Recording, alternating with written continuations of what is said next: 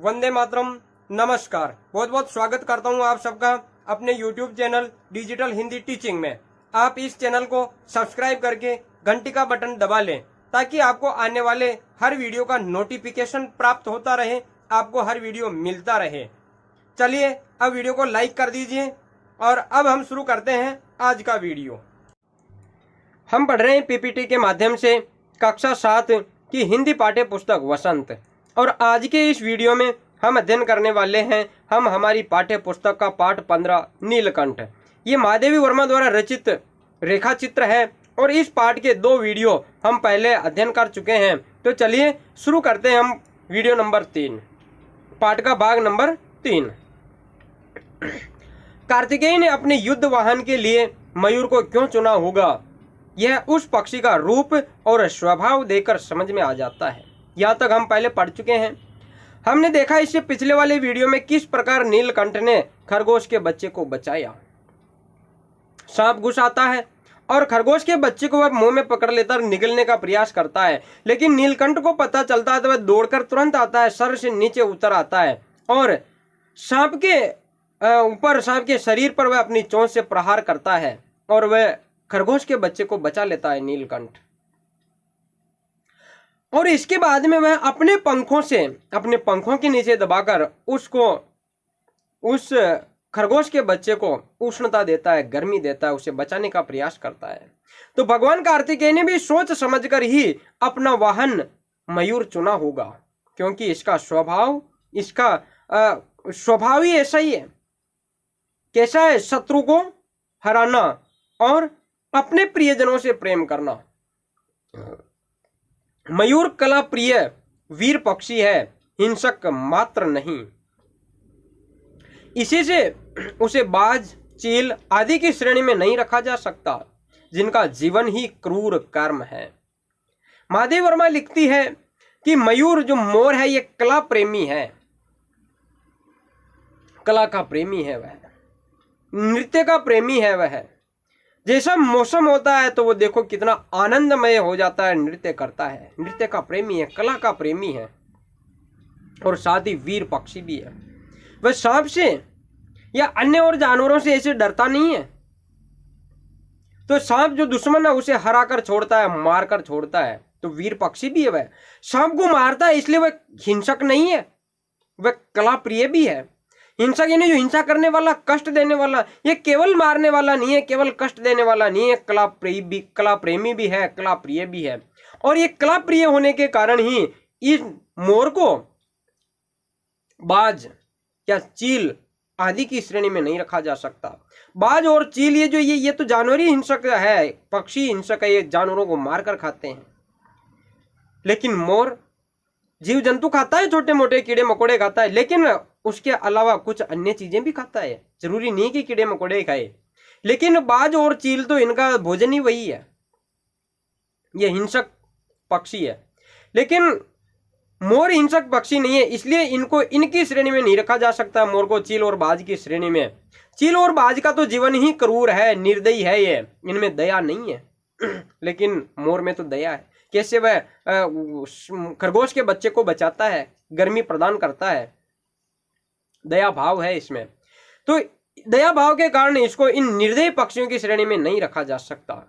नीलकंठ में उसकी जातिगत विशेषताएं तो थी ही, उनका मानवीकरण भी हो गया था।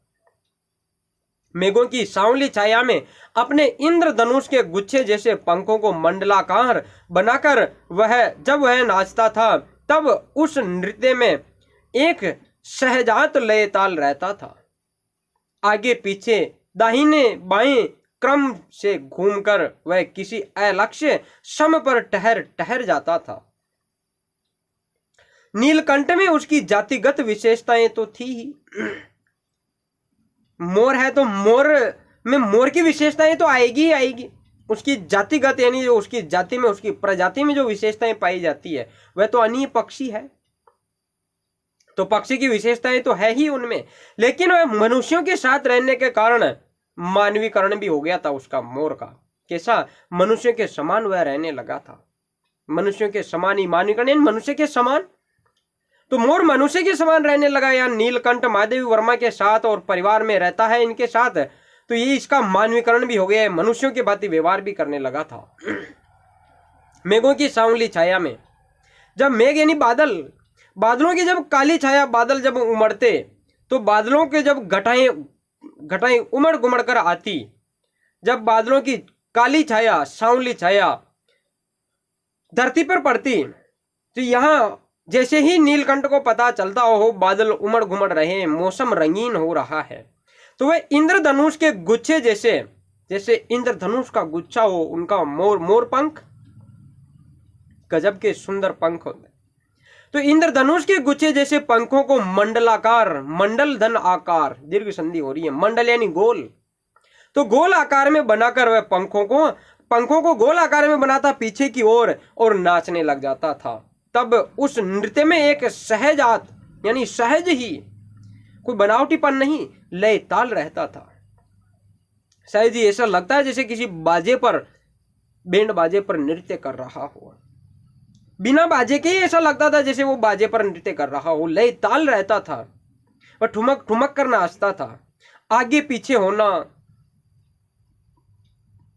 नाच में आगे पीछे होते हैं तो मोर भी आगे पीछे होता है, दाएं बाएं भी होता है, और इन सब क्रम में वह घूम घूम कर नाचता था, और घूम घूम कर वह किसी अलक्ष्य सम पर, सम यानी ठहराव, जहां ठहराव आना चाहिए वहां ठहर जाता था, वहां ठहरता भी था। रुक रुक कर वह नाचता है।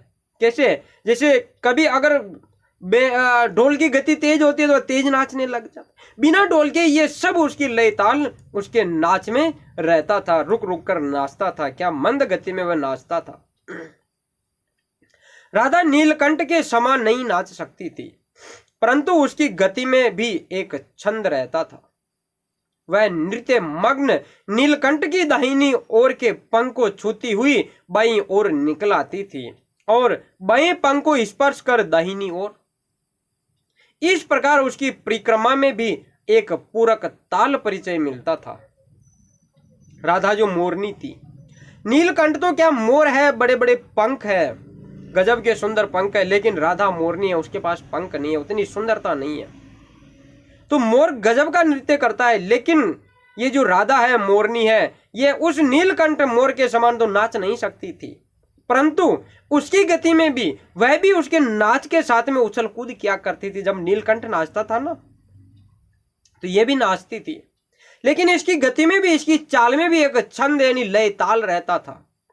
ये भी ऐसा अशोभनीय नहीं लगता था कि यार ये क्या कर रही है, बीच में इसका नृत्य को ही खराब कर दिया, अच्छा ये माहौल ही खराब कर दिया इसने, मोरनी ने, ऐसा नहीं रहता था। उसकी नाच भी, उसकी गति भी एक शोभा और सुहावनी लगती थी। वह नृत्य मग्न नीलकंठ की, जो नृत्य में मग्न है नीलकंठ नाच रहा है, और उसके दाहिनी ओर पंख को छूती, दाएं पंख को छूती, और वह नाचती नाचती घूमर खाती खाती इधर आ जाती, बाईं ओर निकल आती थी। दाएं पंख को छूकर बाईं ओर निकल आती, और बाएं पंख को छूकर दाईं ओर निकल आती। मोर नाच रहा है नीलकंठ, और राधा भी क्या करती है, उसके आसपास उसके नाच में उसका सहयोग करती है। इस प्रकार उसकी परिक्रमा में भी, यानी वो क्या करती है, मोर के चारों ओर इधर से छूकर इधर, इधर से छूकर इधर, चारों तरफ घूमती रहती थी। वह भी डांस में, नृत्य में वह भी घूमती थी। तो उसके इस परिक्रमा में ही, उसके इस परिभ्रमण में, चारों ओर घूमने में ही एक पूरक ताल परिचय मिलता था कि यह भी बिल्कुल लय ताल के साथ में ऐसा कर रही है, इसका परिचय मिल जाता था। नीलकंठ ने कैसे समझ लिया कि उसका नृत्य मुझे बहुत भाता है, यह तो नहीं बताया जा सकता, परंतु अचानक एक दिन वह मेरे जाली घर के पास पहुंचते ही अपने झूले से उतरकर नीचे आ गया, और पंखों का सतरंगी मंडलाकार छाता तानकर नृत्य की भंगिमा में खड़ा हो गया। तब से यह नृत्य भंगिमा नित्य का क्रम बन गई।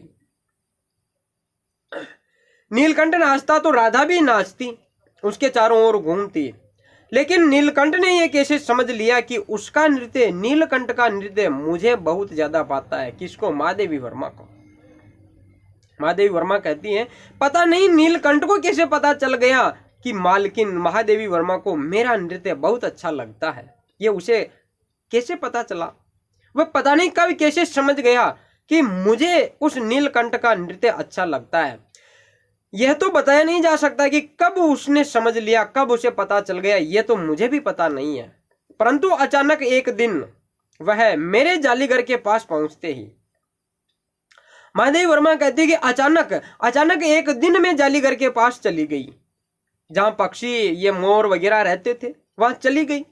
तो मेरे वहां पहुंचते ही, महादेवी वर्मा के वहां पहुंचते ही नीलकंठ अपने झूले से उतरकर, उस डाली से उतरकर, पंखों का सतरंगी मंडलाकार छाता तानकर क्या करता है, महादेवी वर्मा वहां आ गई। तो नीलकंठ अपने झूले से उतरकर आया और सतरंगी 7 रंगों का मंडलाकार यानी गोल पंखों का छाता तानकर फैलाकर नृत्य के आकार में वह खड़ा हो गया कि अब नाचने वाला है।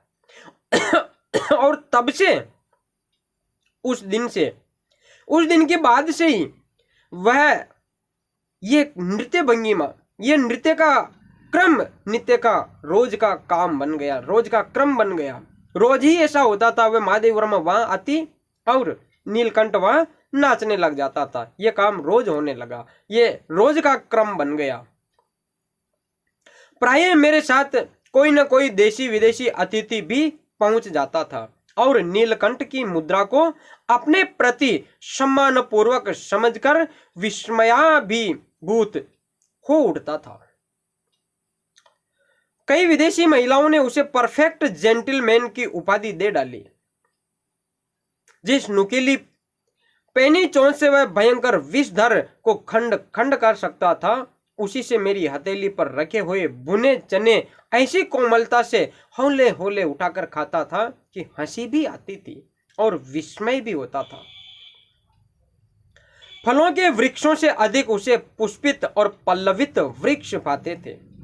प्राय यानी अक्सर कभी कभार मेरे साथ कोई न कोई देशी विदेशी अतिथि पहुंच जाता था मेरे घर। महादेवी वर्मा कहती है कि अक्सर मेरे साथ ऐसे आया जाया करते थे, कोई देशी, कोई अपना या कोई विदेशी, कोई अंग्रेज लोग। महादेवी वर्मा का जन्म होता 1907 में, अंग्रेजों का समय है। तो कोई विदेशी आदमी आ जाता या कोई देशी आदमी आ जाता था, आ जाया करते थे मेरे पास। कोई, यह अध्यापिका थी महादेवी वर्मा, तो कोई ना कोई मेरे घर मेरे साथ आ जाते थे और नीलकंठ की मुद्रा को अपने प्रति सम्मान पूर्वक समझकर जब कोई मेहमान आते हैं तो नीलकंठ नाचकर उनका स्वागत करता। तो नीलकंठ की ऐसी मुद्रा, ऐसा नृत्य देखकर वो अपने प्रति सम्मान समझकर, यह ऐसा लगता था कि ये हमारा स्वागत कर रहा है।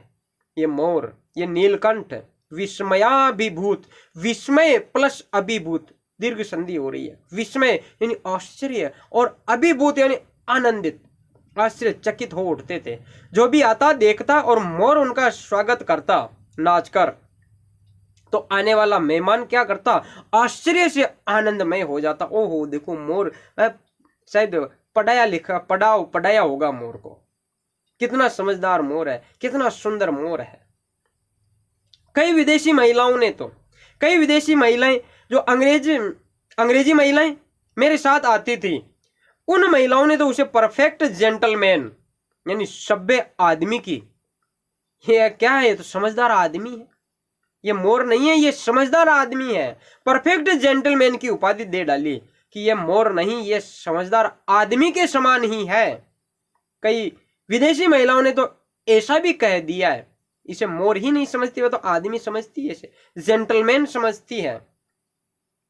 जिस नुकीली पेनी चोंच से वह भयंकर विषधर सांप को खंड खंड कर सकता था, नुकीली यानी तीखी पेनी चोंच से, पेनी तीखी चोंच से वह विषधर को, विष को धारण करने वाले सांप को खंड खंड कर सकता था, उसी नुकीली चोंच से, उसी पेनी चोंच से, उसी तीखी चोंच से मेरी हथेली में मैं सिके हुए चने रखती हूं, वह उन्हें चुगता है, वह उन्हें खाता है। ऐसी कोमलता से होले होले धीरे धीरे उठाकर खाता है कि कहीं मेरी हथेली में चोट न लग जावे। उसकी चोंच से ऐसे धीरे से वह दाने उठाता और खाता कि हंसी भी आती थी उसकी ऐसी स्थिति को देखकर कि देखो ये इस चोंच से सांप को मार सकता है, लेकिन मेरी हथेली में खरोंच तक नहीं आने देता।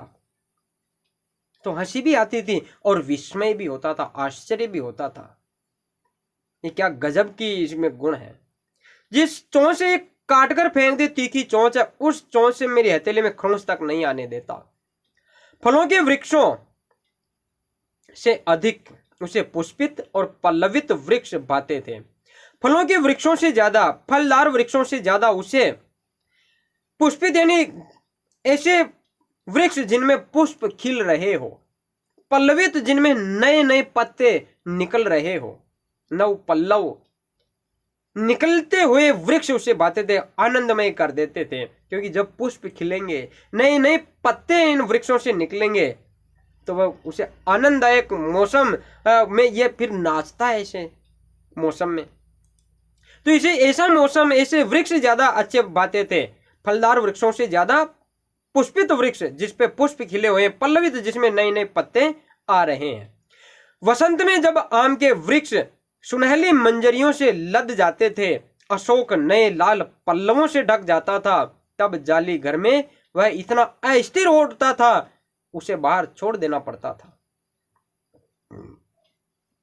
वसंत का मौसम आ गया। वसंत के मौसम में आम के वृक्ष सुनहली मंजरियों से लद जाते थे। सुनहली मंजरियां यानी उसके फूल, आम के फल लगने से पहले जो फूल आते हैं उन फूलों को कहते हैं आम की मंजरियां। तो ये नीलकंठ, इसका सबसे प्रिय मौसम है वसंत।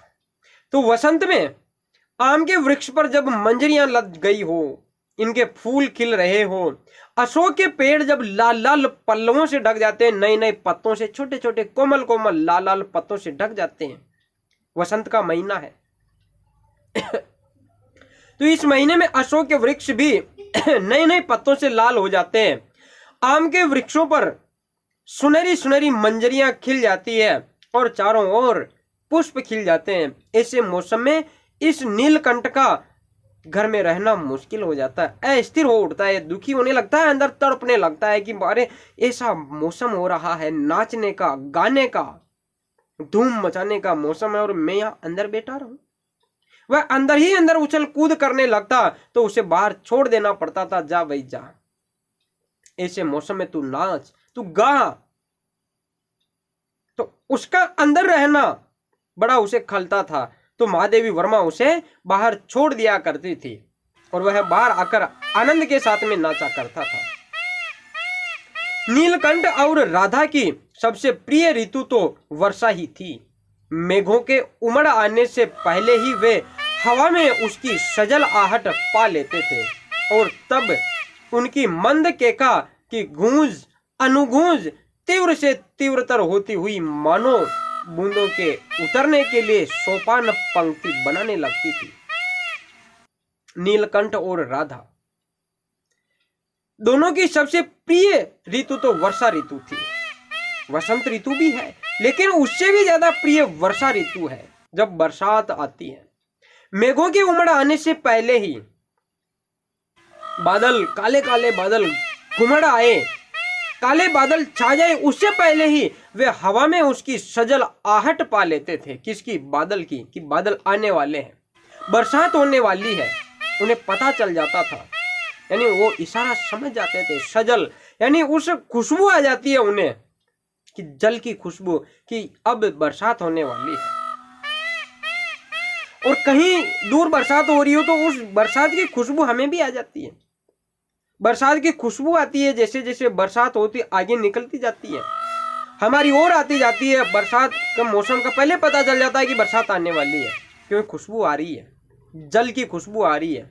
तो वो भी मोर और मोरनी, नीलकंठ और राधा भी इसकी आहट पा लेते थे और तब उनकी मंद केका, वो दोनों ही केकाने लगते थे और उनकी गूंज, केकने की गूंज, मोर मोरनी दोनों ही साथ में गाने लगते, केकने लगते, दोनों ही केकाने लगते। तो उनकी गूंज और गूंज की अनुगूंज, गूंज की वापस गूंज, एक बार बोला उस आवाज की फिर आवाज, उसे कहते अनुगूंज, गूंज की गूंज, अनुगूंज। तो मोर मोरने की आवाज और आवाज की वापस आवाज, वो तीव्र से तीव्रतर होती हुई, यानी जोर से जोरदार और जोरदार होती हुई, मानो बूंदों के उतरने के लिए कि ये जो बरसात आने वाली है, बादल आया है, अभी वर्षा नहीं है, लेकिन मोर मोरनी को पता चल गया कि क्या बरसात होने वाली है, तो ये केकने लग जाते हैं। तो इनकी आवाज ऐसा लगती है जैसे कि इनकी आवाज के सहारे ही ये बादल पानी बरसाएगा।